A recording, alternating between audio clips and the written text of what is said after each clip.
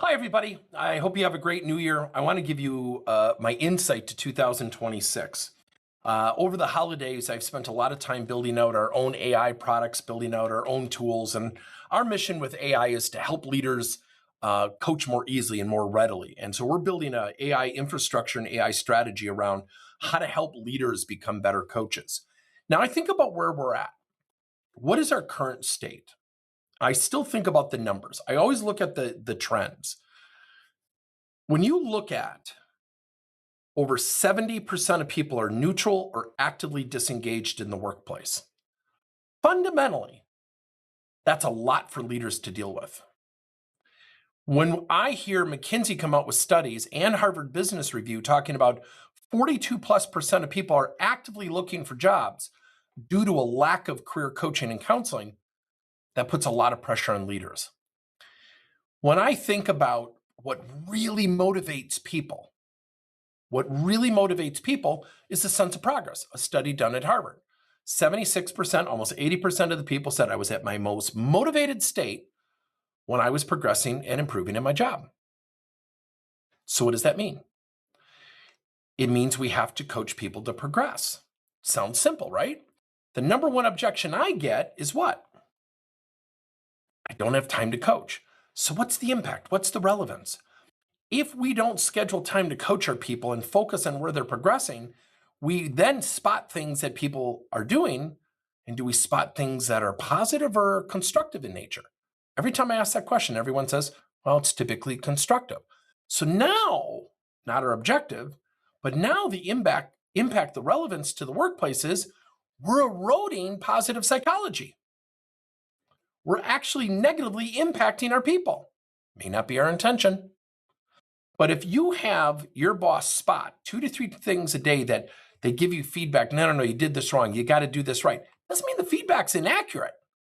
It just means psychologically people don't feel great. And what will they do? They're not going to just stay, they'll find a way to leave. So now what? What do we do? Number one, you have to learn a coaching framework. You have to learn how to coach on a scheduled, calendar driven basis. Now, what we teach here is something called QALMS, QALMS. It's our coaching framework. One on one, it's 8 to 9 minutes every week, 8 to 9 minutes every 2 weeks. It's up to you. It is literally that short a period of time. It's focused on one area so you can build continuity, so you can focus on progress. And it works. That's it. You really need to have calendar driven coaching. And then what the success a leader will have is greater talent development, greater leadership acquisition, meaning people will want to come work for that leader. Let me tell you a story very quickly. I had a young manager who came from a very strong sports background, loved coaching, loved his coaches in high school, and he was really good, but he had never been a manager, and he got promoted literally due to attrition, people leaving the company. And the problem was he didn't know where to start. He had no idea where to start. And then he met us. And so I got introduced to him, and a friend of mine said, geez, would you help him out? He's a friend of mine, a buddy of mine's son, if you could help him out. And he was pre-30, and I said, sure. And what we did is we had him write down. He got to know his people a little bit, and he wrote down 3 strengths for every one of his people. And he thought that was weird. He goes, well, what about the problems? I said, the problems will be there. They're going to wait for you.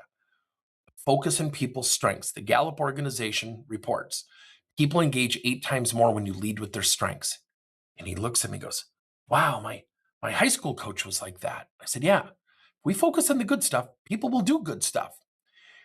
Then we had him itemize 1 or 2 areas that this person, if they improved in 2026 and moving into 2026, because we started with this person mid 2025, as you're going forward, what would those 2 areas be? It doesn't necessarily have to be what they're doing wrong.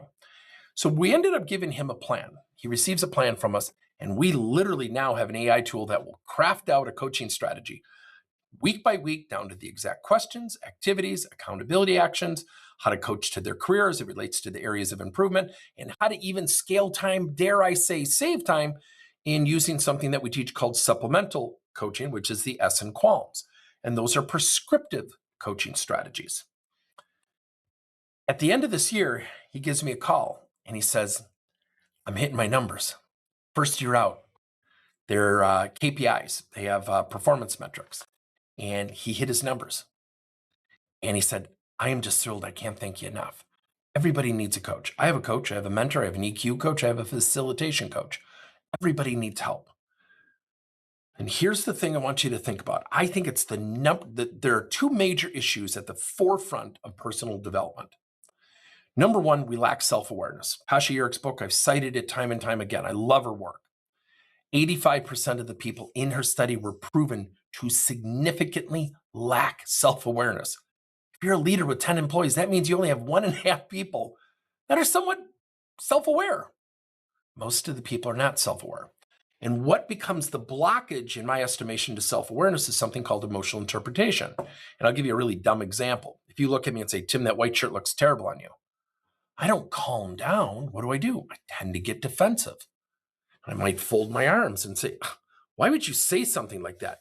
And I've reacted emotionally in the moment. It's exactly what happens with feedback.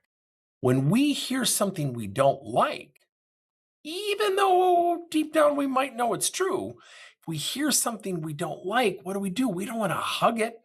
We want to push it away. That's why people always respond with, well, give me an example. And then you give an example, which I never recommend people give examples. But someone gives somebody an example, what do? They explain away the example. Oh, no. See, what happened was. So emotional interpretation is the blockage to self-awareness. If I emotionally interpret, I go through there are 4 stages, and we call it RIAR. R-I-A-R. We react, we interpret, we articulate, we reflect. We rarely get to reflection, but there's a trick. So when I react, and you say that white shirt looks terrible on you, my interpretation is you attacked me. My articulation is I'm going to go tell 3 other people about you. I'm going to spread a really good rumor by noon today. I never even get near reflection. So what's the key to success? Take the R's and reverse them. Start with reflection. What if I took the time and said, geez, why would they point that out? And I stay calm, and I might ask a really good inquisitive question such as, well, what were your thoughts when you shared that with me? Oh, it's a nice shirt. It just blends into the background. It doesn't look great with lighting. All of a sudden, it's not as personal as I thought. So what's happening now in the marketplace, especially with AI, conversations matter, what we say matters, how we approach our employees matter, how we become coachable as employees matters. And this is where the actionable step that companies need to make today. And I'll say, and I've said it for 34 years, train your leaders on how to coach. It has to have a framework. They have to meet regularly to share who they're coaching, what's working, what's not working, and they have to practice. The other hand, you have to have employees who are taught how to seek and accept feedback professionally, thoughtfully, and empathetically. They have to become coachable because that's the audience the people over here need to approach. Those 2 things working in unison with one another, quite frankly, just simply works. Now, if you're intrigued or if you're interested, send me an email or put a message in here. But that's what's going to happen. Guess what's going to happen now with AI? It just happened 2 weeks ago with one of my clients. Someone said, is our job getting replaced? And the guy said, no, it's here to partner with us. Don't worry about it. I'm like, oh boy. So I went into a private breakout room with him. I said, so it's never going to replace it? He said, well, no, I didn't say that. I go, that's the way I kind of took it. He said, really? And I said, I did. He said, oh, wow. And I said, I think your intention was to calm fears. He said, yeah. I said, did you cloak it with accuracy? And he said, I don't think so now. And we started laughing. That's what's facing our leaders today. Train your leaders. Get cohorts going, talking about who they're coaching, what they're coaching their teams to. Get them practicing. Teach people how to become approachable and coachable. When those 2 initiatives, not programs, when those 2 efforts run in unison, the workplace culture dramatically improves. Have a great new year.